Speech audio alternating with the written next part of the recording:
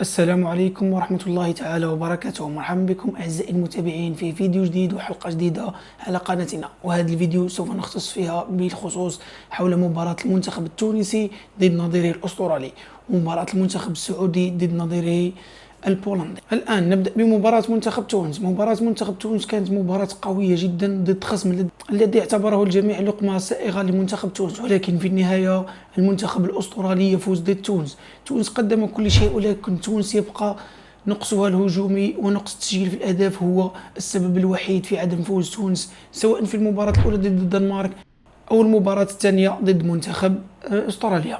المنتخب التونسي يلعب بشكل جيد سواء في الدفاع أو في الهجوم. المنتخب التونسي يقدم تحركات جيدة دفاعيا، تجد المنتخب التونسي متماسك، لولا أن خطأ الهدف كان بسبب بعض الهفوات من المدافعين. ولكن في وسط الميدان المنتخب التونسي يعرف يلعب دور كرة كما نقولوا، يعرف يخرج بالكرة إلى الأمام، يلعب فيرلي بيت، ولكن التهديف والفاعلية أمام المرمى لا توجد. عصام جبالي لا يسجل، ربما المشكلة في عصام جبالي أو في وسط الميدان الذي يقدم كرات غير جيدة لهجوم المنتخب التونسي. شاهدنا دخول وهبي خزري في الشوط الثاني ولكنه لم يقدم الإضافة المرجوة منه. عموما المنتخب التونسي قدم شوط رائع الثاني، ولكن التسجيل لم يكن، خانه الحظ في تسجيل الأهداف في الدكة ويشارك بالمنتخب الثاني. ولكن المنتخب الثاني المنتخب الفرنسي قوي جدا، لذلك نستهين بالمنتخب الفرنسي.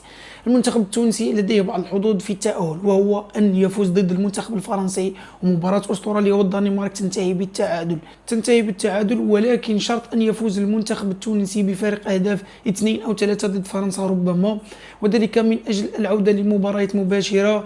ويجدون أن المنتخب الأسترالي انهزم ضد فرنسا بنتيجة كبيرة، والمنتخب التونسي فاز ضد فرنسا، لأن المنتخب الفرنسي لديه العدد الأهداف ولديه النقاط وتأهل رسميا إلى الدور القادم. المنتخب التونسي نشاهد بعض اللقطات معكم، قدموا مباراة جيدة ولكن الحظ لم يحالفه ولم يسجل. هذه لقطة الهدف حسب رأيي المتواضع أن الدفاع لم يتمركز جيدا، ترك المهاجم وسط 3 مدافعين ديلان برون ومرياح وكذلك الطالبي يسجل هدف بكل أريحية عن طريق الرأس. وحتى العرضية التي جاءت من جهة دراجر كانت ربما يمكن تفاديها، ولكن إن لم تكن الأسباب لم تكن أهداف. ولذلك المنتخب التونسي انتظرنا منه العودة والرجوع في الشوط الثاني، خاصة قدموا شوط رائع سواء في التمركز الدفاعي وفي وسط الميدان، حيث شاهدنا دخول فرجاني الساسي مع بداية الشوط الثاني، ولكن إضافة لم تكن جيدة، والمنتخب التونسي لم يقدم ويسجل الأهداف المطلوبة منه.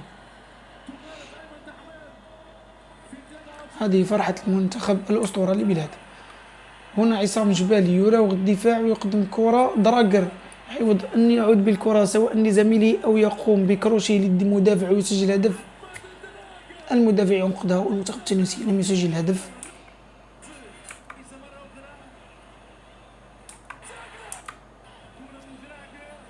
هنا عصام جبالي يقوم بالتوزيع المساكني، كانت قريبة من المرمى ولكنها لم تدخل. هنا بداية الشوط الثاني المنتخب الاسترالي كاد أن يسجل الهدف الثاني له ويقضي على المباراة لولا تألق دحمان.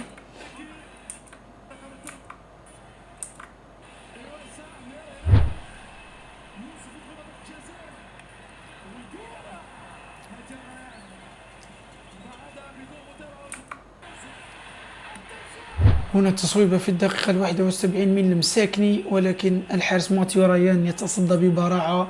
المنتخب التونسي الشوط الثاني قدموا شوط رائع والله، مع كل الاحترامات لأستراليا، ولكن كان يمكن أن يتعادل المنتخب التونسي، ولكن النزعة الهجومية لم تكفي ذلك بتسجيل أهداف. هنا في الدقيقة الأخيرة نعيم السليتي يراوغ، ولكن النهاية لا توجد عند لاعبي المنتخب التونسي. المنتخب التونسي يجب عليهم العمل الهجومي كثيرا، خاصة أمام أقوى دفاعات الدورة، دفاع المنتخب الفرنسي الذي تلقى هدف ضد منتخب أستراليا وهدف ضد الدنمارك عن طريق كرات ثابتة، ولم يسجلون لهم عن طريق اللعب المباشر. وانتهت المباراة كما شاهدنا. الحلم لم ينتهي والمنتخب التونسي لم يقصى رسميا على الأوراق.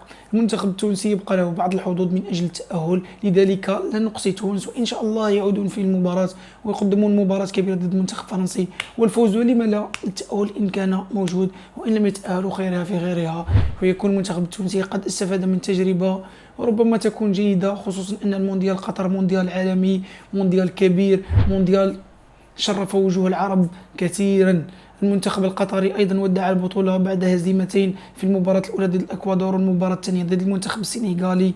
ودعوا البطولة. المنتخب القطري لم يكن في مستوى هذه الدورة، ولكن نتمنى من المنتخب القطري العمل والعمل والعمل من أجل العودة إن شاء الله.